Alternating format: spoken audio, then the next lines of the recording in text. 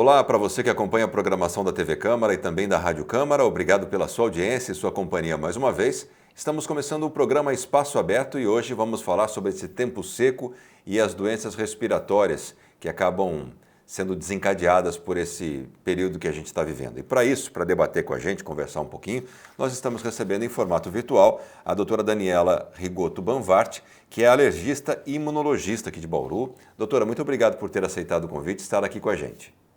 Obrigado você pela oportunidade, André, de estar aqui e trazer uma informação aí para a população.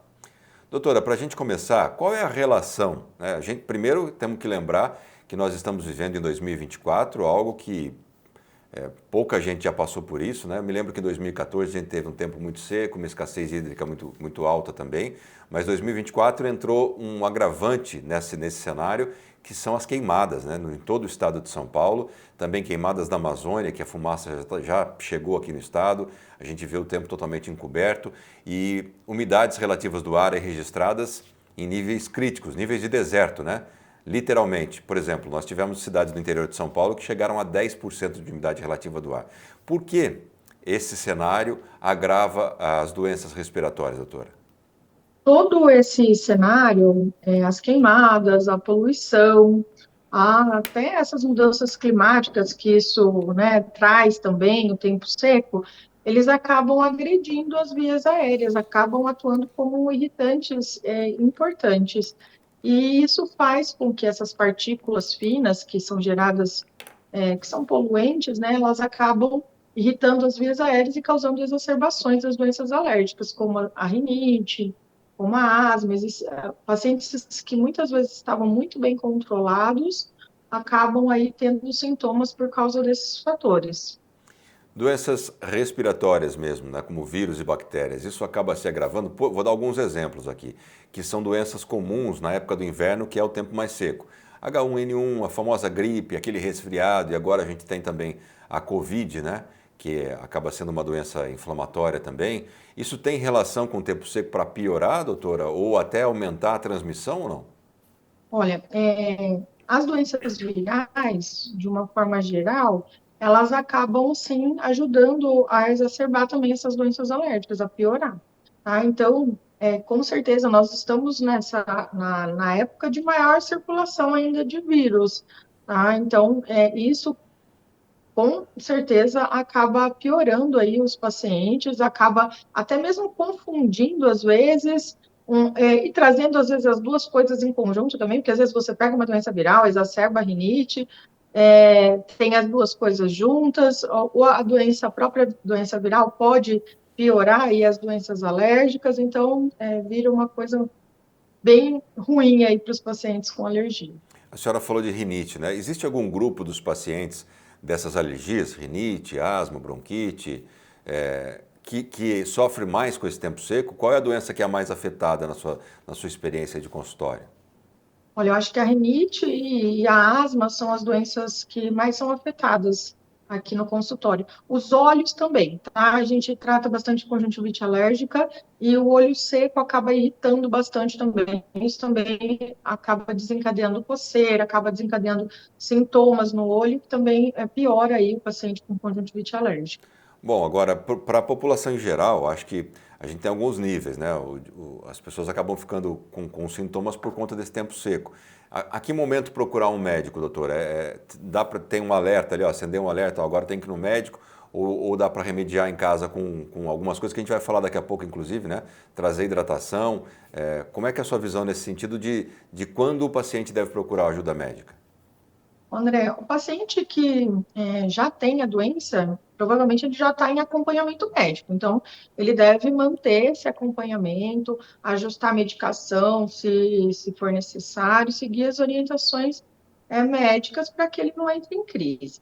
Os pacientes que não têm esse acompanhamento ainda, às vezes, acabam se acostumando de uma certa forma com o sintoma e não procuram ajuda médica. Devem sim procurar ajuda para que a gente possa controlar essa inflamação que é causada tanto pelos alérgenos, né, pela rinite alérgica, então também por esses outros fatores que são muito irritantes, né, para as vias aéreas, que são os poluentes, as fumaças. massa de cigarro, enfim, tudo isso agride bastante a via aérea, então pode causar também sintomas não alérgicos. Mas para entender melhor isso, o ideal é que procure sim o médico especialista.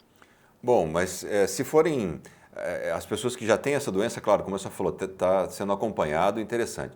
Mas a população em geral também sofre, mesmo quem não tem rinite, né, por conta do tempo seco, que logo a senhora explicou no começo, a agressão que esse tempo faz com as vias aéreas. Existem algumas formas da gente melhorar o ambiente, melhorar o dia a dia, né, nessa secura que a gente está vivendo aí, de 10% de umidade relativa do ar. O que fazer? Quais são as dicas que a senhora pode passar para que as pessoas tenham um dia a dia um pouquinho melhor nesse tempo?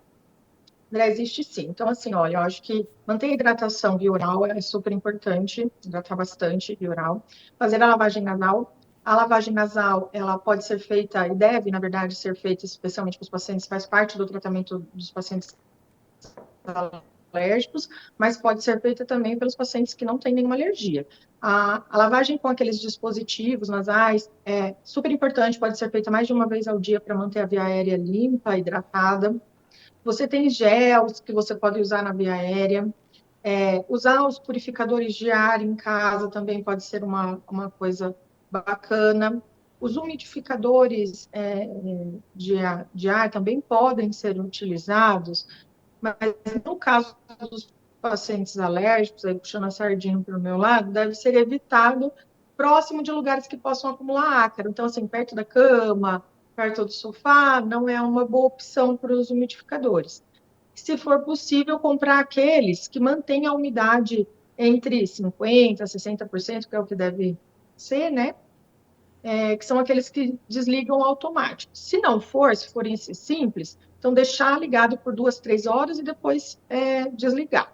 Tá? Então, essas são medidas. E quem não consegue também ter um umidificador, usa água mesmo, entendeu?